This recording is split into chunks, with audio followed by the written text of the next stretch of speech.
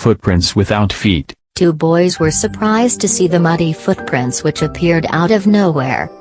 Curious, they decided to follow the footprints. However, as they followed, the footprints grew fainter and fainter and finally disappeared.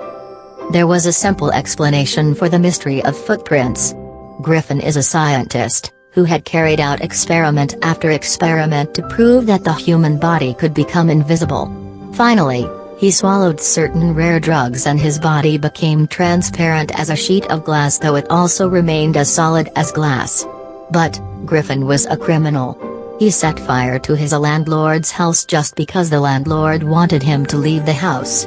He then ran to avoid being caught.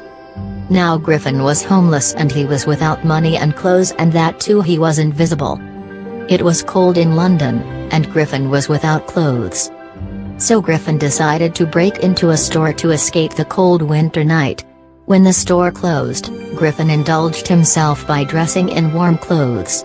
He then got into a nearby restaurant and had cold meat and coffee, and along with it, he had some sweets and wine.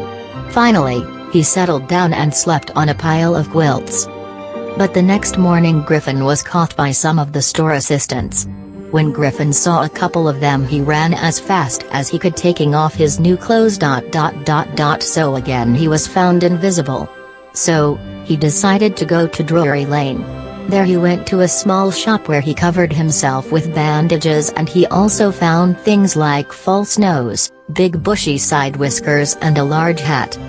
He attacked the shopkeeper from behind to escape. He also robbed some money he could find. He then left London for the village of Iping, where he booked 2 rooms at the local inn. Griffin's arrival was a rare event in the village. Mrs. Hall, the landlord's wife, tried to be friendly, but he wanted to be left alone. For a short time, he enjoyed a peaceful time at the inn. However, his stolen money ran out. He had to lie to the landlord by telling that he need more time. Soon after, there was a curious incident happened at the clergyman's house. At dawn, clergyman and his wife were awakened by hearing the noise from their study room. The clergyman quietly went to the room to catch the intruder, but he was shocked to see the room empty. However, their money were missing. That day the landlord and his wife were surprised to see their guest's door open. Usually Griffin kept his room closed and used to become angry to the interruptions. But today his door was open and full empty. So they decided that it was the perfect time to spy on their guest. However, as they entered the room, they heard a sniff noise from behind. Then a hat flew at Mrs. Hall. Finally the bedroom chair flew from its place and came forward towards them to attack. Terrified, Mrs. Hall and her husband ran out of the hall.